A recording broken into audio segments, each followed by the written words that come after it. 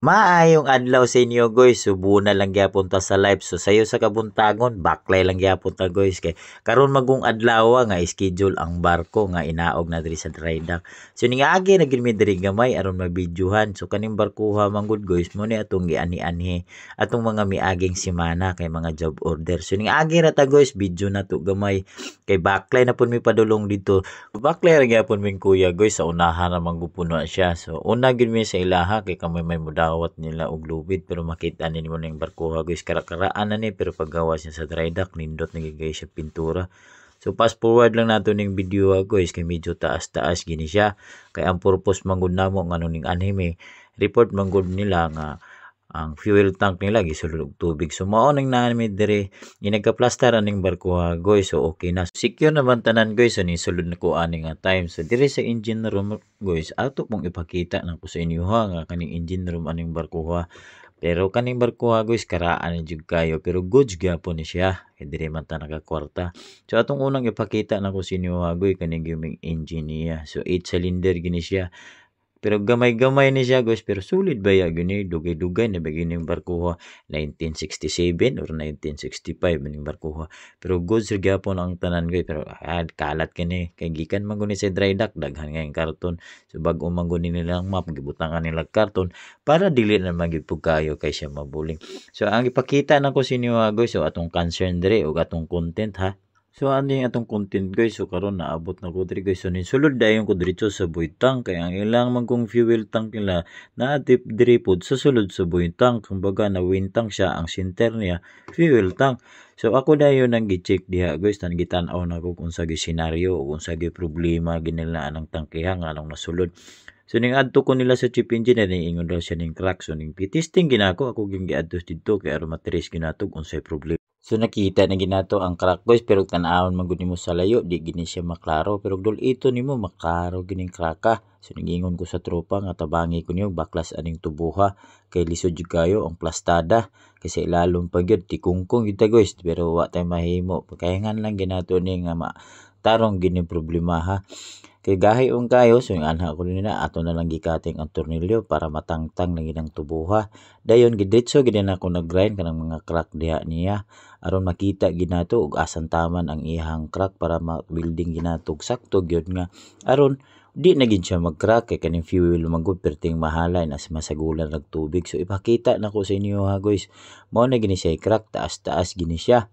So hantod gini dito sa kantuhan niya, gi-check ko na ko ng ilalom, wa gini siya welding, penetration na siya, pero okay ra magud gyapon.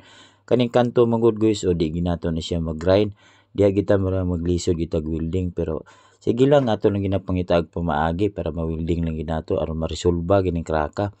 Ana ra gyud nga atong so kaning time guys, ato nang weldingon ani. So paspasan lang nato or i-forward na nato ning video ha, kay ato magunghot don matay, maabtan tag siyam-siyam ani. Taas kaning proseso, kaupat ko lang ko gitira. So kaning tirahan na to guys, medyo dihado kita kay lisod kayong plastada, grabe yung paso na kuana, pero okay ra gyapon ang tanan. Laban ra gyapon ug bunal lang gyapon ta sa live. So ipakita na ko sa inyo ha guys kung say resulta.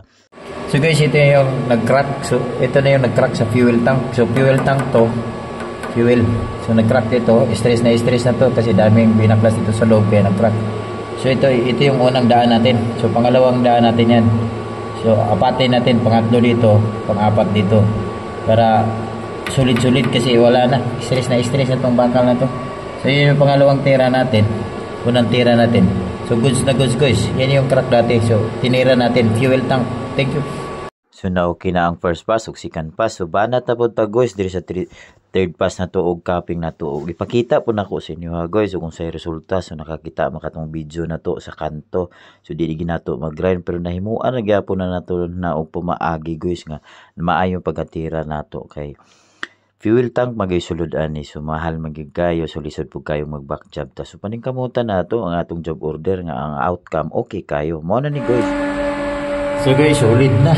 So finish na yung gawa natin, oh. Tingnan nyo yung daan natin sa welding. So 4 na tira natin yan guys. 2 magkasunod, 2 yung cover, taas baba. So solid yung gawa natin guys. Yun, oh. Kita ko din yung sa likod. Yung likod natin. So hanggang dyan lang yan kasi na-repair ko lang yung yung may duda tayo na hindi maayos na pag-welding. So, i-repair lang. Ganun lang yung pag-repair natin. So, dito yung nagka-crack guys sa fuel tank. Kaya, goods na yan. So, gawa natin guys. Share natin sa pang-araw-araw natin na trabaho dito sa barko. So, dito ako ngayon sa barko. So, yun namang vlog natin. Okay guys, pasok tayo doon sa fuel tank. Nag-crack daw doon. Dahil lumitaw na yung crack. So na okay na guys, nahuman na nato welding. So gibalik na ako ng tubo na kay aron na mong limpyuhan. Kay mo proceed man gud mi dito sa inside sa fuel tank. Pero atong himuan to siya guys, og part to sa video kay medyo taas-taas na magud kaayo. So karon kinahuman naman nato welding dire sa welding shim niya, na-repair naman nato.